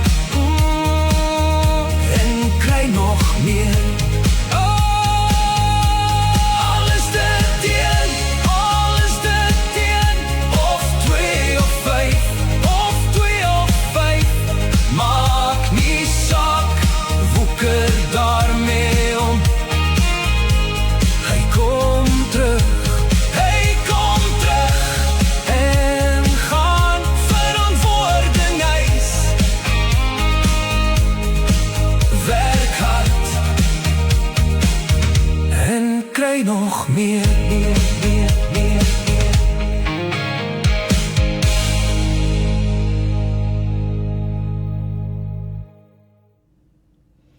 Prys die naam van die Here, so kan ons op die manier ook herinner word aan die woord van die Here op 'n liedformaat, op 'n liedvorm. Is dit nie amazing om so daaraan te dink nie? Dit is net wonderlik dat die woord van die Here, dat ons ook so kan leer uit die woord van die Here deur middel van musiek. So terwyl ons so lekker saam sing in hierdie liedere, dan sing ons die waarheid, ons verstaan die waarheid word aan ons oorgedra, ook deur die lied van die woord van die Here sê, liedere moet ook lerend van aard wees. Sê daarvoor vermaak my, die melodie help ons so 'n bietjie om in te neem dit wat die woorde ons leer. En so maklik kan die melodie van valse woorde ons harte oopmaak om daai valsheid in te neem. En so kan ons nou op die manier die waarheid inneem. En ek wil net vir u noem, daar sal as ons nou die kinderliedjies wat kom, wat ons al reeds klaar het, ons kan dit nie nou al uitgee nie, dit is eers vir volgende week, het ons al oor die 200 liedere wat ek en Karen saam geskryf het, en so die Here ons gehelp. Dit is nou kinderliedere, en ek wil net daaraan herinner wat Karen nou vroeër gesê het, as jy het gemis het, ek gaan 'n playlist op YouTube sit, net van ons kinderliedjies, dit is gesiggie bediening en die kinderliedjies wat ons doen, so asseblief, as jy dit wil versprei na wie ook al toe, jy is welkom, as jy byvoorbeeld 'n kleuterskool of 'n daggroepie het, of wat ook al wat godsdienst wil doen, jy mag ons goed gebruik. Kontak ons, praat met ons, as jy direk op YouTube wil gebruik, jy is meer as welkom, en ons kan dit ook vir jou aanstuur op WhatsApp indien nodig. So ja, asseblief moenie dit mis, en die kinders geniet dit geweldig baie. Ja, die groot saak is waar ons vanoggend praat, is getrouheid, is 'n daaglikse beoefening, is dit nie so nie? Getrouheid, hoe meer getrou jy aan iets is, hoe meer getrou sal jy daaraan bly. Dit is maar net logies. In die wêreld verstaan ons dit, in God se koninkryk is dit presies dieselfde. Dis net, ons moet begin iets verstaan van ons geestelike lewe. Ons geestelike lewe. Besef ons werklik waar ons gaan die ewigheid in die hemel spandeer. En hierdie hele wêreld, hierdie sigbare wêreld, Jesus het nooit gesê, toe hy op aarde was, hoor jy, mense, ons moet lewe en eet, en dis nou die ding. Hy het gesê, soek God se koninkryk. En wat ewer jy nodig het, God weet jy dit nodig. God weet jy het 'n werk nodig. God weet jy het finansies nodig. God weet dit. Maar wat gebeur baie keer? Ons wil meer hê as wat ons nodig het, as wat ons moet hê. Ek sê nie, jy mag nie met vakansie gaan nie, jy mag nie gaan uit eet nie, dis nou waarvan ek praat nie. Ons lewe, ons verontrus ons lewe die meeste van die tyd oor daai onbenullighede, of daai leekshede, en dan beland ons in die warm water, en dan moet God net help. Dan vra ons, waar is God, en hoekom het God sis, en hoekom het God so? Maar ons moet vanuit die woord uit verstaan. Ons moet 'n rustige en 'n stil lewe lei.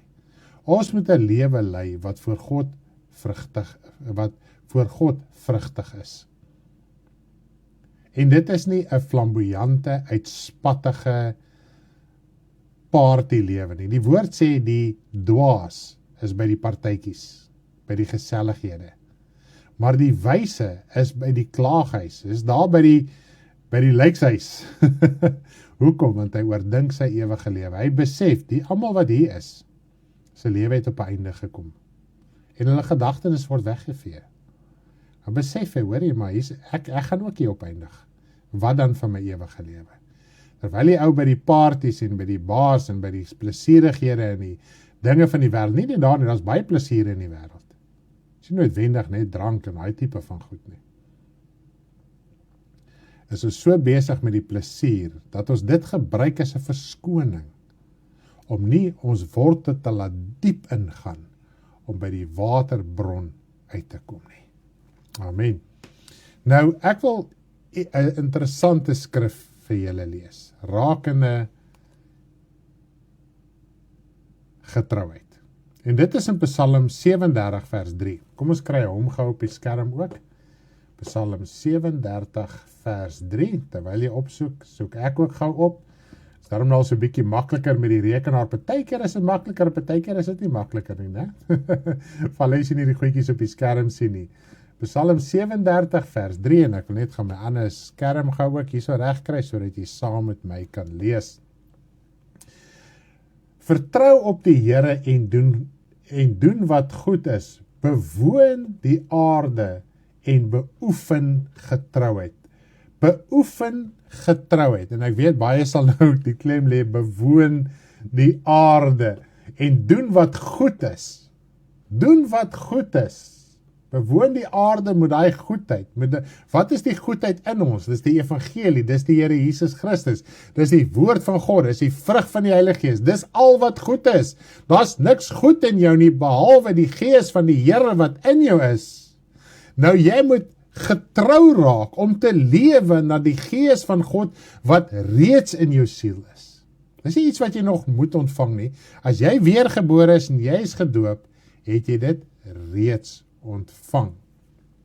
Die volgende wat ek met jy wil deel, Jesus se geheim tot totale oorwinning was getrouheid. Hy was getrou in alle opsigte. Hy het hom nie dit wat mense gedoen het, om laat wegwyk van sy getrouheid teenoor God nie. Hy het nie mense sy weerstand, sy vyhandigheid, sy haatlikheid, sy opmerkings gebruik as 'n verskoning om nietig met God te gaan praat nie. Hy was in alle opsigte getrou teenoor God. Hy het hom aan niemand gesteer nie, daarom kon hy getrou wees aan God.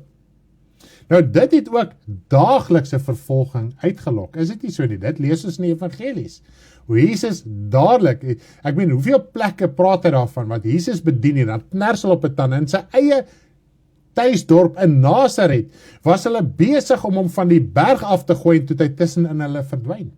Op meer as een geleentheid wou hulle hom doodgemaak het en hy het geweet. Hy het naderhand plekke vermy want hy het geweet en ek meen God is by magte om enigiets te doen. Maar hy het geweet as hy daarin gaan hy dadelik doodgemaak word. Op 'n stadium toe Herodes hom gesoek het hy eers gesê, ek gaan die evangelie nog bedien, maar toe besef hy, die Vader het seker met hom gepraat in daai oomblikke, gaan, en toe gaan hy.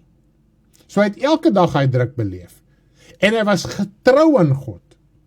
Nou op die einde van die dag het dit gelei tot sy kruisdood, is dit nie so nie?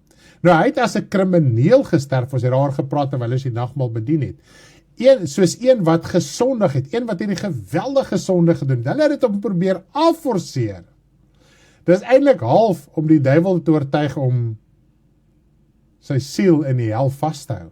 Maar hy kon nie, want sy siel was innerlik, want almal om hom het nie die innerlike van hom gesien nie. Hulle was almal besig met die uiterlike. Nou hy het geweier om te buig voor die God of die koning van hierdie wêreld. Hy het geweier om dit te doen. Net soos Daniel was getrou, hy het geweier om toe te gee aan die koning se bevel. Nou ek wil gou vir 'n interessante skrif lees hierso in Jesaja 16 vers 5, kom ons lees net gou daarso.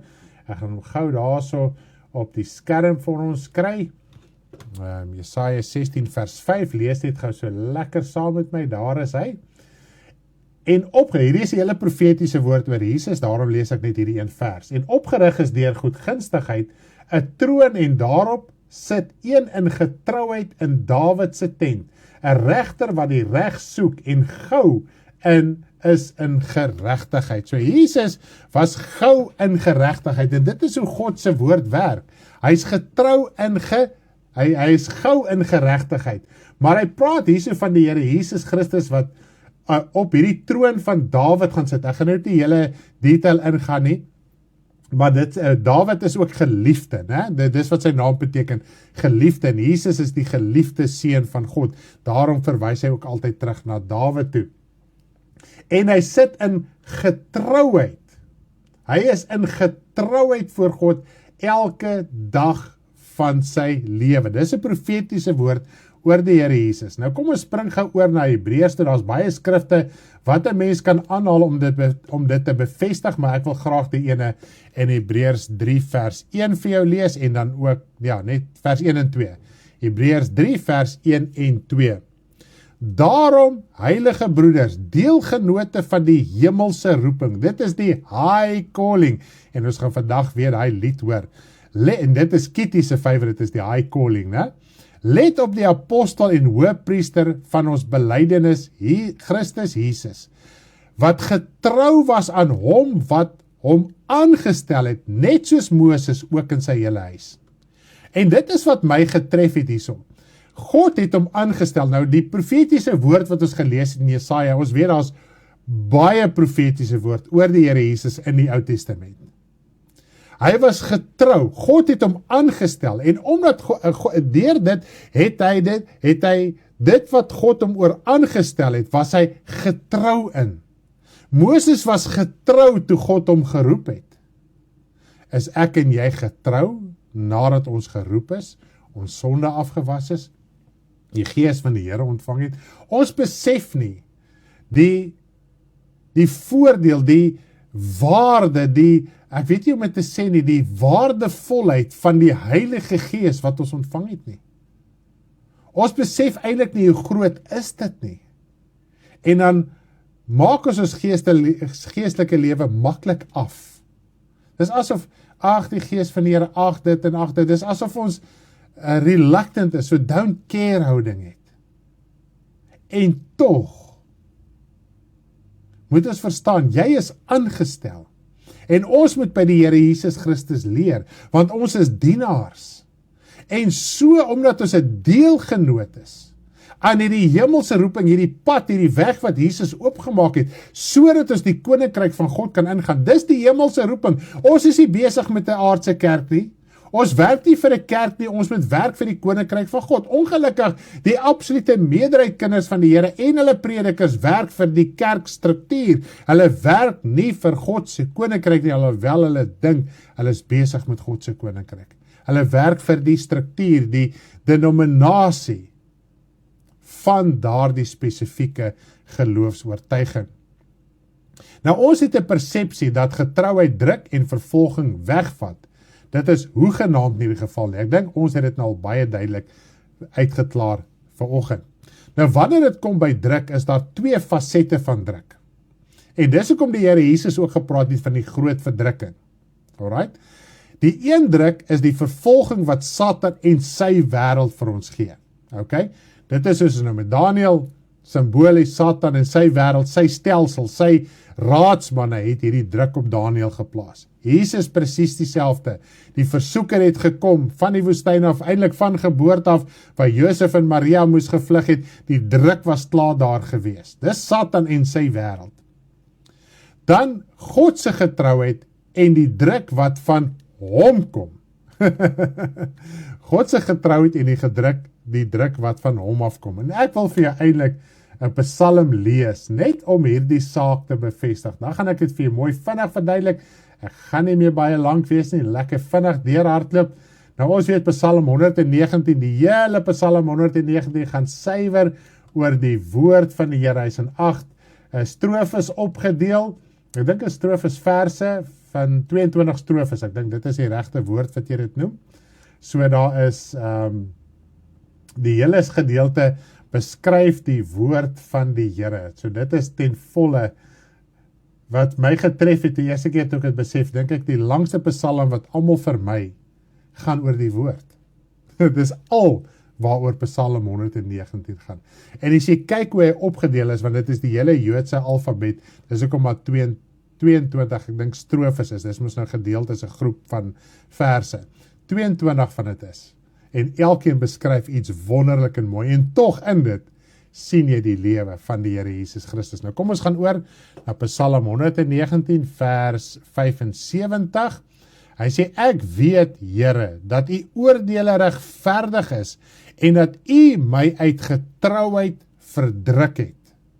U het my uit getrouheid verdruk. As hulle sê, joh, Stanley, wat 'n vers is dit? Dan het ek lees vir jou die Bybel uit. Sien my woorde nie. Ek kan maar net verduidelik waarom die woord het so sê. Nou, ons kan maklik hierdie skrif verkeerd lees, maar hy die hele gedagte rondom hierdie skrif praat nommer 1 van die regverdigheid van God, die geregtigheid van God wat geopenbaar word. Nou geregtigheid het baie fasette. Nou ons fokus gewoonlik op die oënskynlike voordeel en die goeie wat dit vir my vlees kan bied. Ons sien gewoonlik geregtigheid as dit. So as my saak uitgesorteer is, dan is ek okay met die Here. God het nou regverdig geoordeel, want ek het gekry, maar nie my vyand het gekry nie. Dit is hoe ons gewoonlik geregtigheid interpreteer. Goed, maar tog sê die woord, almal het gesondig en ontbreek hulle aan die heerlikheid van die Here. So daar's niemand wat uitgesonder word nie. Almal het gesondig. So ek is nie beter as jy om iets te kry of nie te kry nie. Goed. Nou wanneer 'n mens getrou is, dan is jy 'n dienaar van God en jy soek die Here. Maar tog sê hy, God is getrou om ons te verdruk. In u regverdige oordeele. En kom ons lees gou 'n skrifgedeelte hierso. Ek dink is 1 Tessalonisense 1 of is dit 2 Tessalonisense?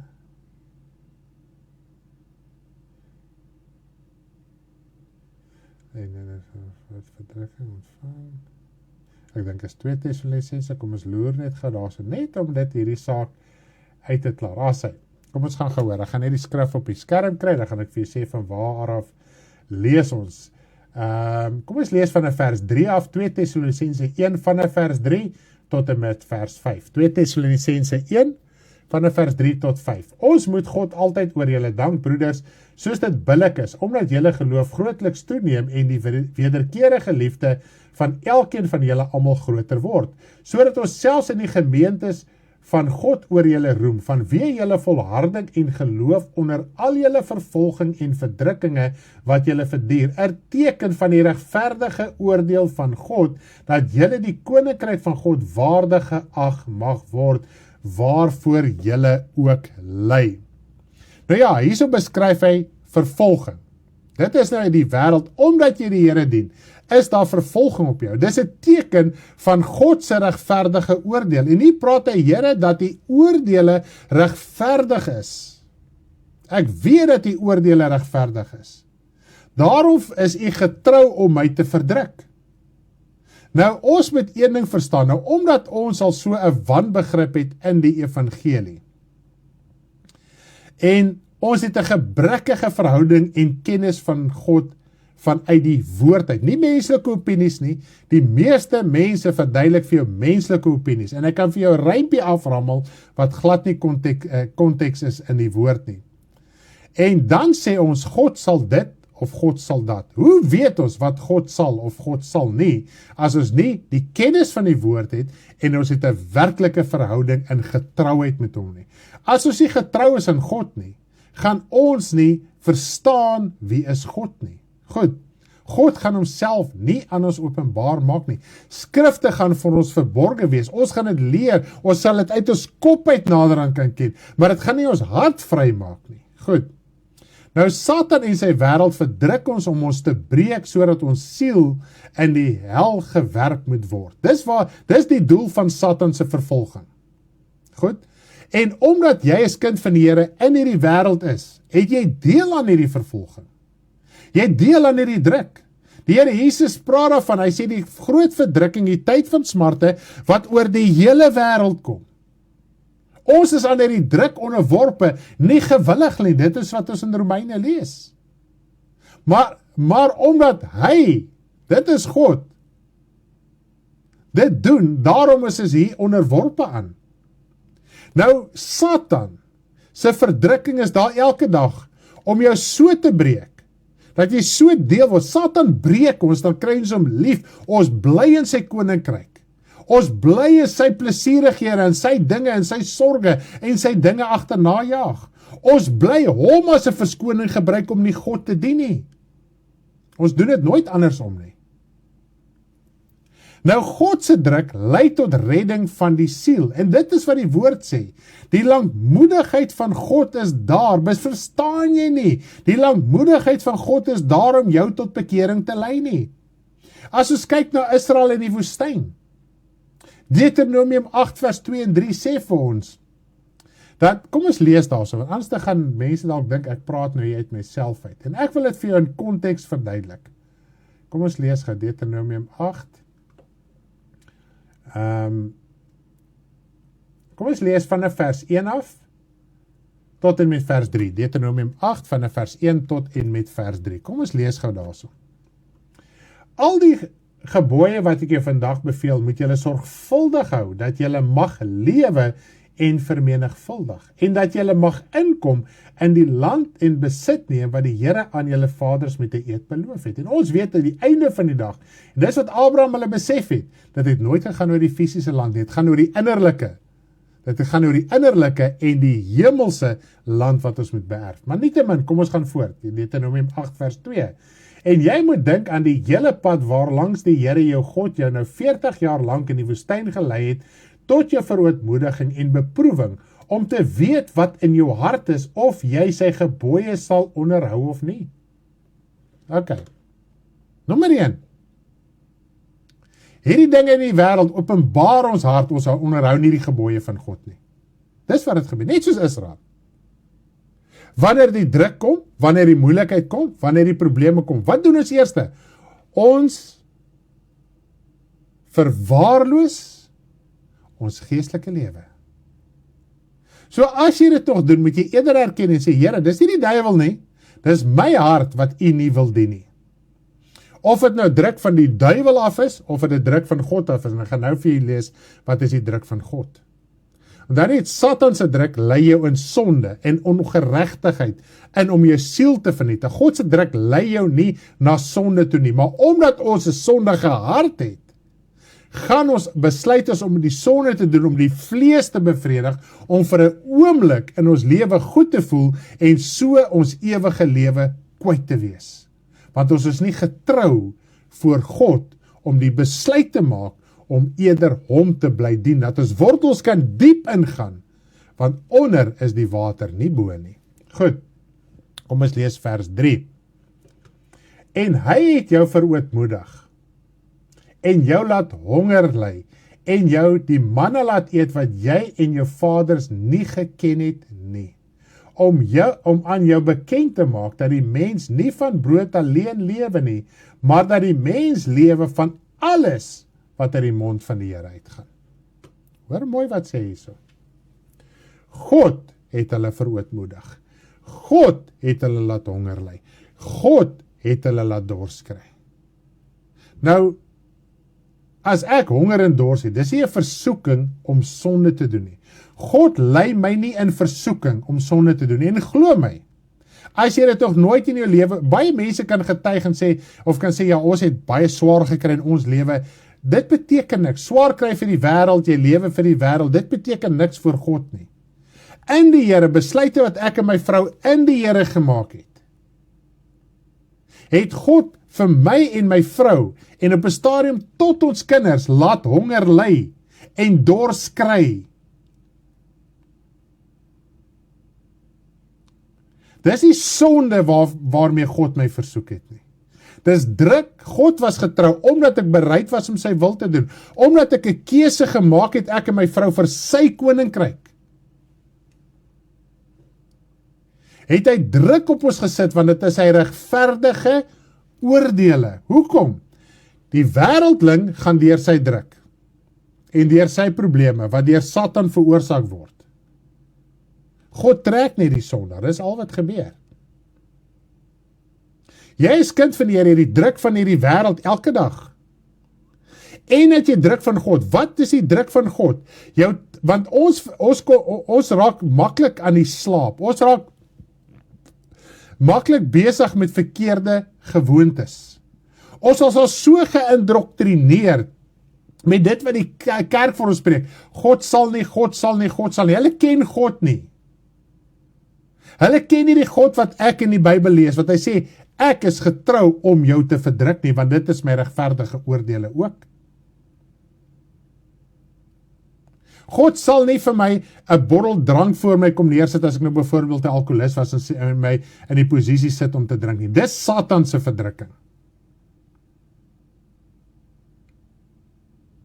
Om tydelike tekorte te hê is nie sonde nie. Om arm te wees is nie sonde nie. Om honger te ly is nie sonde. Dit beteken nie God het jou verlaat nie. En dit is waar ons die miskonsepsie het.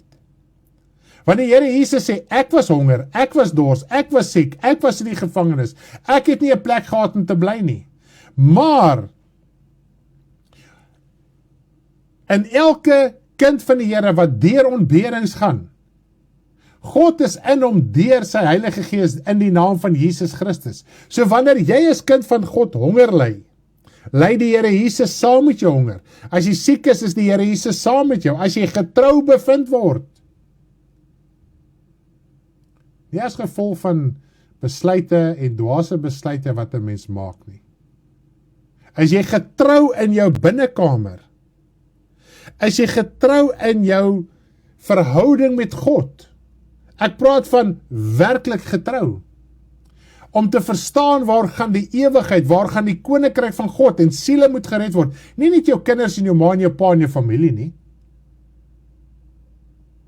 nie net werkskollegas, jy verstaan ons werklik waar die grootheid van die geestelike wêreld en hoe siele in die hel is en hulle moet daar uitkom om God se koninkryk in te gaan, is dit waarvoor jou ywer in jou binnekamer, Here, ek moet verander sodat ek 'n dienaar van U kan wees, dat die talent wat U my gegee het, dat dit kan vermeerder, dat dit kan begin vrug dra.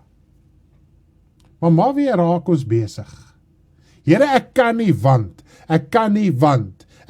want, dan wil ons sê, die Here sal nie dit nie, die Here sal nie dat nie. Jy ken God glad nie. Nie volgens die woord nie, en nie volgens 'n persoonlike verhouding nie. Ek kan met eerlikheid sê, ek kan in jou gesig kyk, God kan jou laat honger ly, dors ly, sonder 'n huis het, ek was daar. En in dit, het ek geleer dat my wortel moet diep ingaan. Terwyl ek honger ly, dan maak die woord op, as jy so opgewonde, jy wil hardloop, jy wil uit jou vel uitspring, jy worry nie eens meer oor jou honger en jou tekort nie. My kinders moes ook in Kerslig geleer het. Ons het op 'n stadium met 'n klein skotteltjie, ons het 40 liter gehad. 'n Dag moes ons daar uitbad. Glo my, 40 liter klink baie tot jy dit moet gebruik. Vra vir iemand, en nou praat ek van, toe ons luukse lewe gestroop was. Nou het ek 'n broer en suster wat in 'n plakkers kan bly. Hy bad elke dag 'n skotteltjie uit. Hy het glad nie krag nie. Hy lewe in Kerslig. Wat moet hy sê? Is God nie met hom nie? Ek praat van my broeder, want daar is nie die grootste gros wat nie die Here dien nie.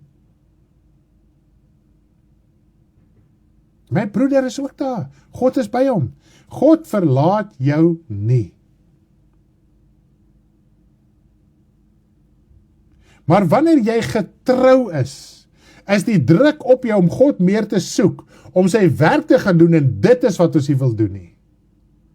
Want hoe meer getroue jy is, hoe meer getrouheid, hoe getrou moet jy wees. En so wil God jou, en so gebruik God aan jou in sy dienswerk.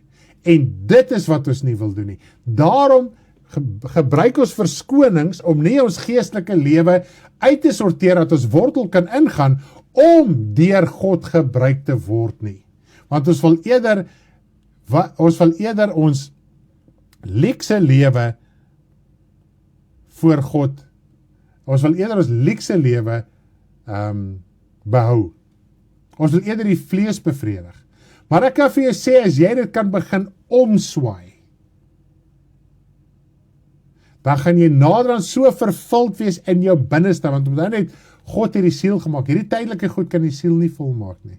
Maak nie saak wat se plesier jy op die aarde het nie. Dit sleep jou hel toe. Dit kan jou siel nie volmaak nie, dit kan jou siel nie bevredig nie. Al wat jou siel kan volmaak en kan voed, is God se woord. So kom ons raak getrou aan hierdie hemelse roeping wat ons wel het. As ons werklik kan verstaan, dis 'n hemelse roeping, dan gaan die hele prentjie in ons geestelike lewe verander. Nou prys die naam van die Here, baie dankie dat u saam met my geluister het, saam met my ingeskakel het. Ek gaan afsluit met die lied High Calling, om ons te herinner aan ons hemelse roeping, sodat ons getrou bevind mag word deur God in sy koninkryk. Lief vir julle, lekker dagie verder.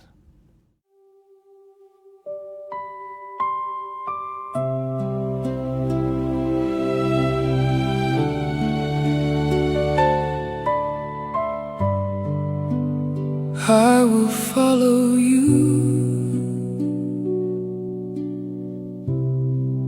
I will do what you say. Look ahead, not behind you.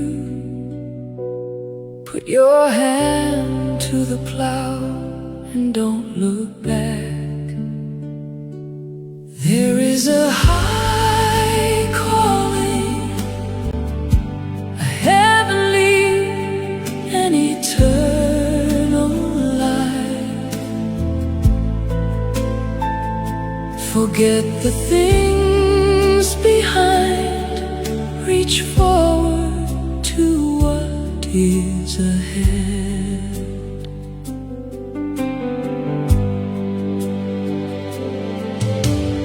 Long for it with all your heart, soul and mind.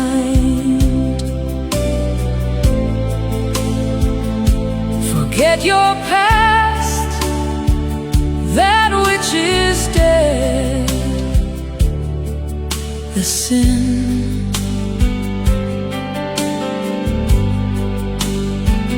don't work on it, let it die and perish. Don't pick it up, do not desire it, it's dead, gone. There is a high calling, a heavenly and eternal life. Forget the things behind, reach forward to what is ahead.